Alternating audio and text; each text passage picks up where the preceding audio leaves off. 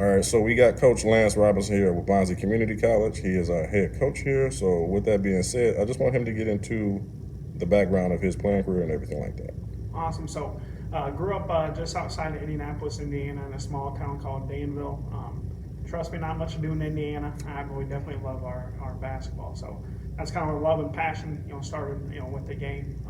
My dad actually swept the floor for the Pacers back at old Market Square Arena. So I used to go to all the NBA games when I was young. So obviously played high school there. Played AAU. Out of high school, had a couple different opportunities in state, out of state, at a couple different levels, but I actually decided to go to Aurora University in Aurora, Illinois. So had a pretty good high school career. Ended up being an all-time leading scorer at my high school, and then with the same graduating class as like Greg Oden and Mike Conley, and played with Eric Gordon a lot too. So, and Gordon Hayward was in the next town over from us. At Aurora, was fortunate enough to play for Coach Lancaster. Played for him for 4 years. We won the conference championship all 4 years, made the NCAA tournament all 4 years, and then senior year was lucky enough to be named Conference Player of the Year and was a Division III All-American. So definitely, I think as a hooper, you don't think about what your real job is on be. You just think you're gonna play till you're dead. And so Right.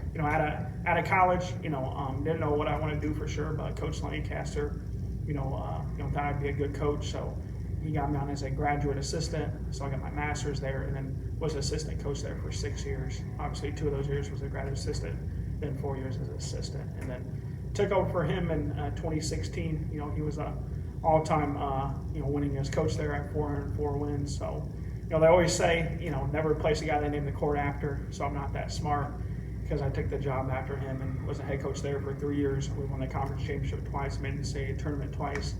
And then I didn't get much smarter. Coach Heiss retired here with over 600 victories and took over the job for him in 2019. And been here kind of last 3 years. Kind of 2 years were a full season.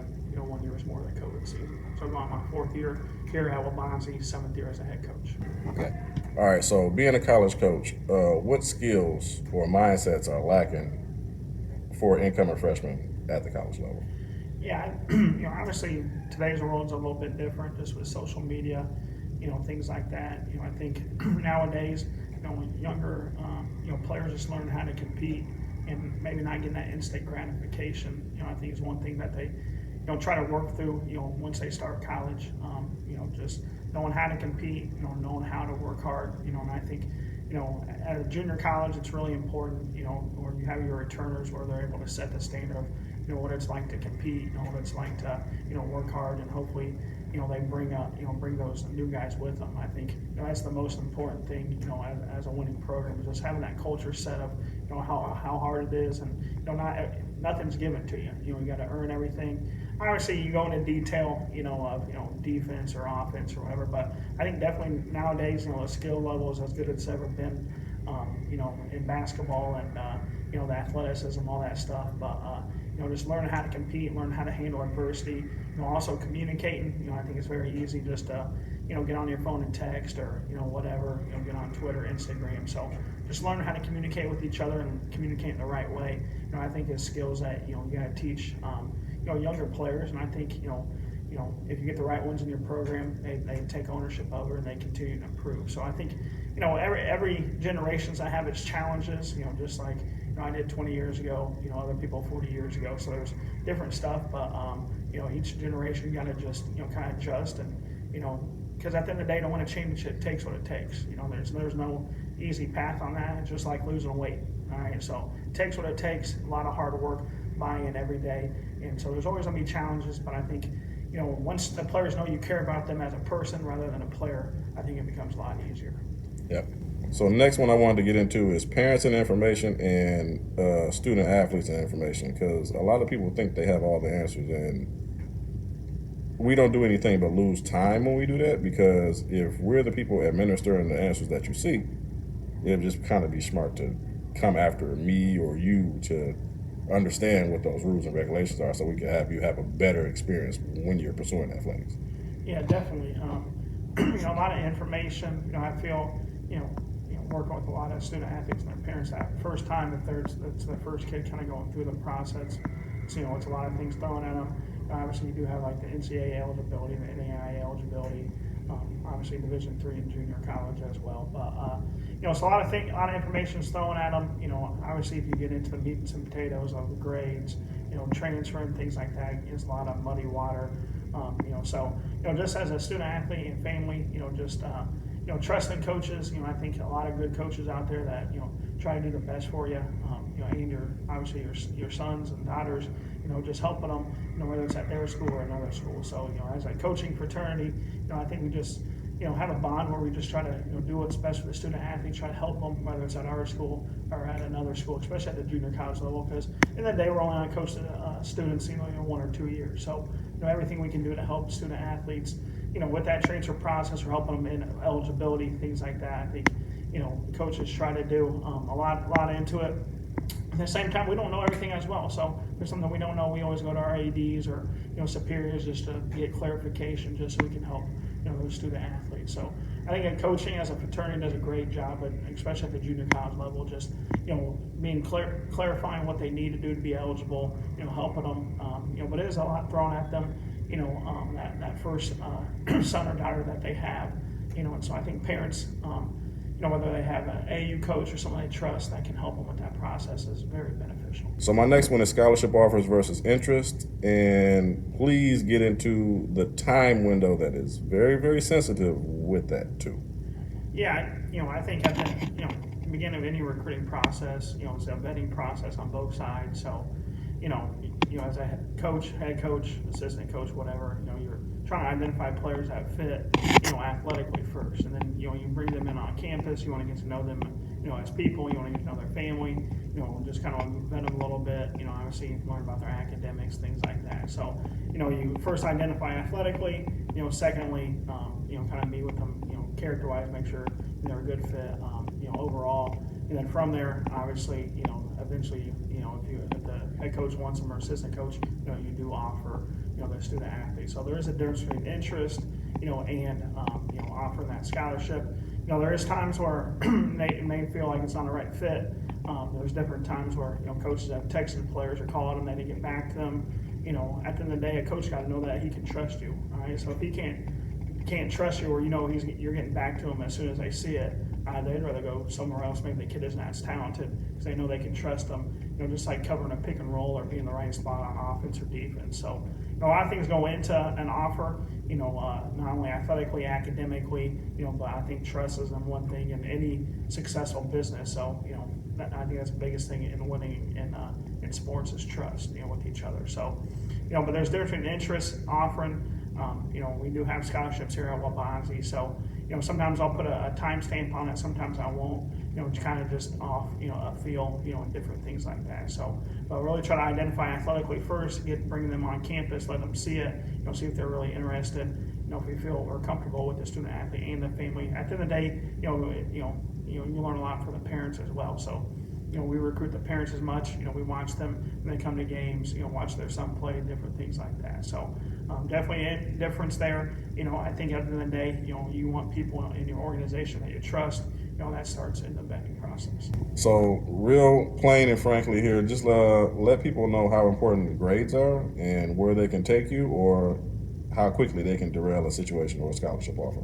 Yeah, obviously grades are the most important thing. Well, once they get here, obviously it's a clean slate, and so, I think Wabanzi has the best support staff of anyone in, junior college here in Illinois. So we do have a required study hall. Michelle up there does a great job of, what classes they're in, helping them, also leading them towards the tutor center. We do have 2 athletic, counselors here in the building as well that help for academics. So, there's a couple people they can turn to academically. Obviously, I stay on them as well. So I hear, I talk to those people and get on them. So, academics, especially at the junior college level, is the most important thing. I think, the less you have to focus on that stuff and the more you can coach basketball, the better chance you have to be successful. And so, we preach it. Luckily here at Wabanzi, we don't have school on Friday, so a lot of times that's where we have the required study hall. We have morning practices, and they can go up there to the study hall and kind of finish off, what they have for that week. But that's the first thing that can derail any championship team is grades.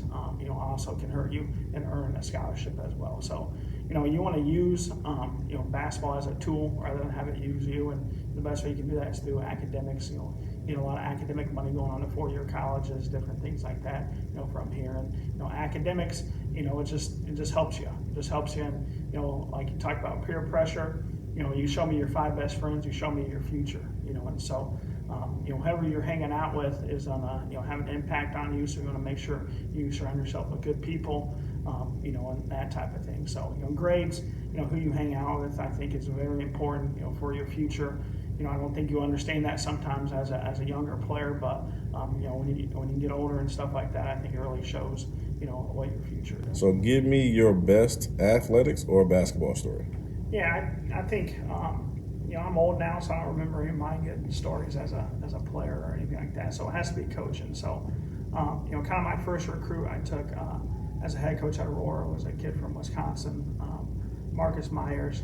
Played at a junior college there, Riverland up in Minnesota. And so, Marcus, great kid, came, and played for me for 2 years there at Aurora. And so, I think it's one of those where, different dynamics, all that stuff, and, able to earn his love and trust, and, helping him, grow. And, he made first team all conference there as a junior, and we got to know each other really well. And then that senior year, I kind of gave him 3 goals, to get. So one of it was being conference player of the year. Second was scoring his 1,000th point there in 2 seasons, and then the third one was making the NCAA tournament. And so, we had a up and down there his senior year. I think sometimes when you're expected to win a title or things like that, there's always gonna be muddied water and how you come out of it. So we got off to a slow start around like 5-5, and we finished up winning 20 games. But I thought he really bought in the process. In his last game there of the regular season, the conference championship game, he scored his 1,000th point. We won the conference championship, made the NCAA tournament, and he was named conference player of the year all in the same week. So, I think that trust and love, him buying in, just different dynamics growing up, and learning getting to know him, really buying in, I think really helped him with that. And so now he's still playing overseas. Right now he's in Athens, Greece, going on like his 4th year, playing professional ball, and he's playing for the team that Giannis, first started, playing for. So, awesome. It's, we always say we're, linked for life, and I think when you win that championship, it's like a blood transfusion. You're always with them. So whether I see him, 4 or 5 times a year or more than that, or over the next 6 months, I'll probably want to be able to text him or FaceTime him.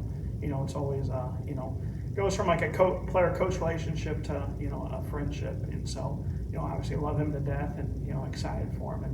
And obviously there's a lot of different stories as a coaching staff, as a head coach, having similar type stories. But when someone's all in and believes in what you're doing, to see them have that success, it's those are the members that last a lifetime. So I don't think young men and young women understand how important it is to come from winning programs or just have a winning mindset set into you based on your competition that you've either faced and what necessarily your attention to detail. If you're trying to win and get to a 4-year situation, a lot of times the 4-year might not be interested just for the simple fact that you're coming from a losing situation, and how are you going to help them win? Because at that point, they're essentially coaching for their jobs. I mean, we all are, but at the same time, there is more of a microcosm on them than it ever will be on us, because we're just in a development area, more or less, for you. For sure. Yeah. And I've been on both sides of this, and kind of what I've noticed, 4-year coaches want to recruit, players from winning programs, just whether it's high school or junior college.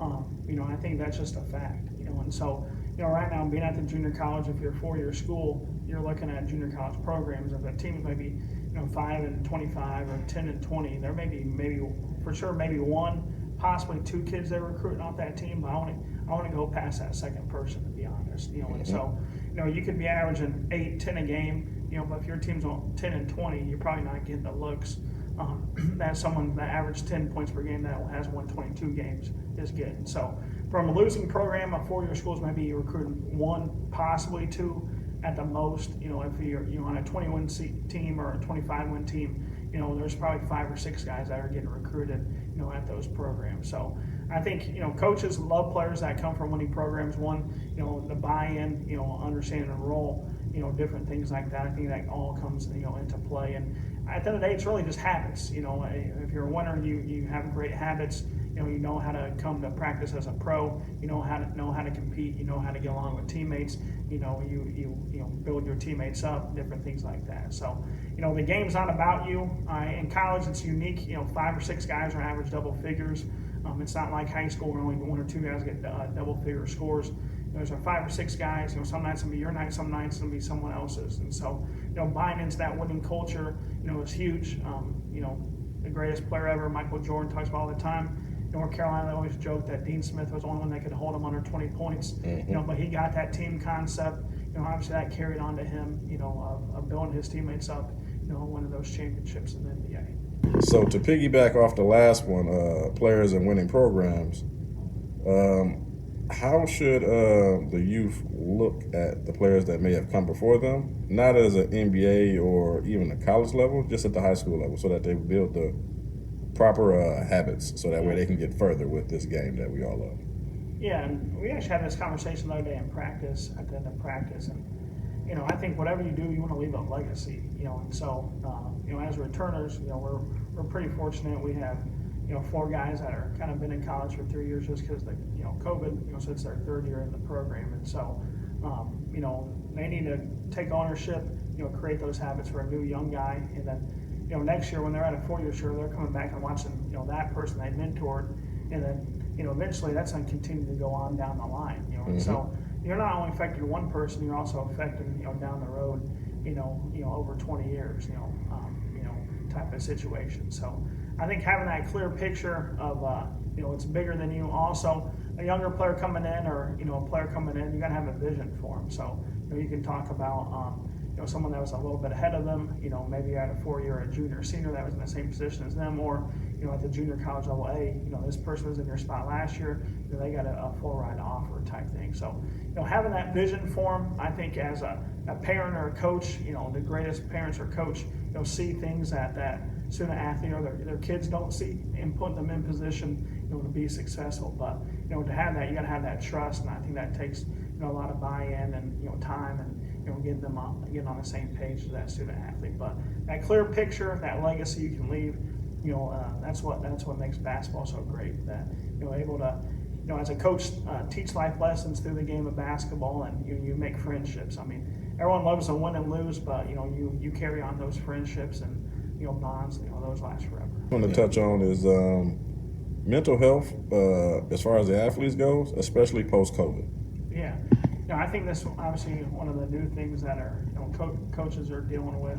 Not only amateur sports, but college or professional as well. So I think it starts with a lot of brave professionals coming out and speaking about it. From Kevin Love to DeMar DeRozan, even John Wall, as of late. And so I think other student athletes and kids, so to speak, are know that they're having the same feelings as some of the people that they look up to. And so I noticed it a lot, obviously during COVID and post-COVID, of just, the kids that have an outlet to be able to go and, kind of be a normal kid. And so I think, from that, I think there's been a lot more awareness towards it. I think any athletic department across all colleges have done a good job of, being an outlet to those student athletes, talking them through it, kind of see if they look bogged down or tired or whatever, there may be more going on. And so, here, we've had, some instances, over the years here, my 3.5 years here of, but our staff's done a great job of just, talking with them, maybe send them other places, get more help, things like that. So, definitely a real thing, and we take it, we take it bull by the horns type approach, and, whatever we can do for our student athletes and their, physical and mental health is the #1 priority in all situations here. All right, the hated question: athletes and social media. Yeah, I think social media, is either really good or can be really bad. And so as an athlete, you're in charge of your own social media. I always say use it like a LinkedIn for business professionals. So you can definitely promote yourself, put yourself out there. It's a great tool to be able to connect with college coaches, 4-year coaches, junior college coaches out of high school. if you are at a junior college, you can reach out to those four-year schools, keep them up to date there, via Twitter. Just because a lot of head coaches, assistant coaches all use Twitter, to promote their, program, and obviously connect with the recruits as well. But also, it's one of those things where it can be a bad thing as well. So you got to understand, all coaches' eyes are on you. So understand, whatever you like, or whatever you retweet or whatever you say, it's definitely be magnified. So that social media, you just got to stay on top of it, and understand you represent, more than yourself. You represent yourself, you represent your family, you represent your program, you represent your community, and also your future employment, or whatever opportunities you have, through social media. So understand that, it is you may think it's innocent, even me as a 35-year-old, I look back, I get on Facebook like 12-year-old messages or this, and I'm like, why the heck did I, put that as my status? So, and nothing bad, but just one of those things where, just be present, definitely think before you hit that send button or post that, before you get going. How rewarding is it, since you've been, coaching, just to see a great story come about from somebody that's come through one of the programs that you coach? Yeah, for sure. So, definitely at the 4-year program, I was at Aurora, seeing a kid coming in at 18, kind of being a young adult, leaving as a man at 22, getting their first job, or, playing, professionally, or, whatever. That was kind of the next step for them, after that 4-year school there, and then eventually, finding a wife and, having a kid, and so, I'm at that stage now where, even at 35, some of the players I've coached are starting to have kids and things like that. And, very awesome to see. Obviously now at a junior college, that next step is, going to that 4-year school. So maybe they came in, not a scholarship player, but they left, getting a NAI or D2 offer, or, just finding that right 4-year fit for them. That's kind of the next step. But, getting invited to weddings, being a letter recommendation for them when they're applying for jobs, seeing them have those kids, I think that's what all coaches do it for. Obviously the wins and losses, and all the stuff that comes with it, we compete, is awesome to be a part of. That's why we love it, but seeing people change their lives, good things happen to them, that's why we do this job. And I love two things in life. I love people, so that's, I love being around younger people. I think they're not jaded in their thoughts, things like that. I think they're raw and uncut. I think that's awesome to be around, and learn things from them. And they think they can change the world, which they are going to. And being around that type of vision and things like that. And then secondly, basketball. I think basketball's given me everything I've ever wanted. If you're fair to the games, be fair to your back. And so still being around that, as a younger head coach, and I definitely not taking that for granted. Gotcha. So my next one is, why JUCO? Yeah, that's a great question. Growing up in Indiana, we don't actually have many junior colleges. Probably the one most people know about is Vincennes. Sean Marion played there. But I didn't really know much about the junior college scene. Obviously coming up in the Chicagoland area, going to Rural University, playing a 4-year, and then just being up here over the last 13, 15 years, kind of learn more about junior colleges. But I honestly didn't know until I got here, and even when I got here, I didn't know that much about it either. So over these last 3, 4 years, definitely learned a lot, about the junior college scene. I definitely think that basketball is getting a lot better here in the Chicagoland area, Illinois JUCO, Region 3, Region 4 type situation. So, doing a great job, a lot of great coaches. But, I think, looking back on it now, I run the program the same as I ran a 4-year program, type thing where, you're just trying to get good kids that love the game, and you want to help them, to their next step. So that next step's a little bit different now, going to that 4-year school. Obviously you're recruiting against, 4-year schools for those guys coming out of high school. But, a lot of great people at the junior college, a lot of great support. I think it's, for a student athlete coming in, they get that, they really get a lot of support, from coaches, academic people, all that stuff, and that helps them, take that next step. And so, I'm a kind of JUCO junkie now, I would say, and definitely love being part of it, and met a lot of good people, and I'm looking forward to this year. So last segment, as always, trophy time. Let people know where they can find you, and if you got any people doing anything positive, let them know where they can find them as well. Yeah, so Great section here. I've been looking forward to this one, but kind of trophy time. I think it's all about Waubonsie Community College. So, we're the largest junior college here in the state of Illinois. Got a great campus, definitely like a 4-year feel. I'm excited for our team this year. We returned 4 of our top, 7 guys this year from last year's team. That was 20-8 and lost to the national championship team, and the 1 game away from, being a national. So, I'll be in the gym a lot down here, this year. Obviously you guys can find me on Twitter, different things like that. But, you have any good kids, that love the game, that want to be part of a good program, definitely, look me up. I'd love for you to send me their contact information and start recruiting them. So, I've been fortunate, in my 5 years as a head coach, to win, almost 100 games, 20 wins a year, and having 3 conference championships out of 5 years. And, I always say my favorite championship's the next, and so, when you say trophy time, I think I'll win that next trophy. And so we're hoping to, win the conference championship this year. That's a goal every year. A lot of great competition here. Elgin, Morton, McHenry, Moraine, Lake County, Prairie State. I think I'm forgetting one more, but a lot of great teams here in the Skyway, obviously on the other side as well. It's definitely gonna be a battle this year, but we're looking forward to it. And at the end of the day, I'm glad I'm going to battle with the guys that are on our team, and hopefully we can cut down that net. Yes, sir. Thank you.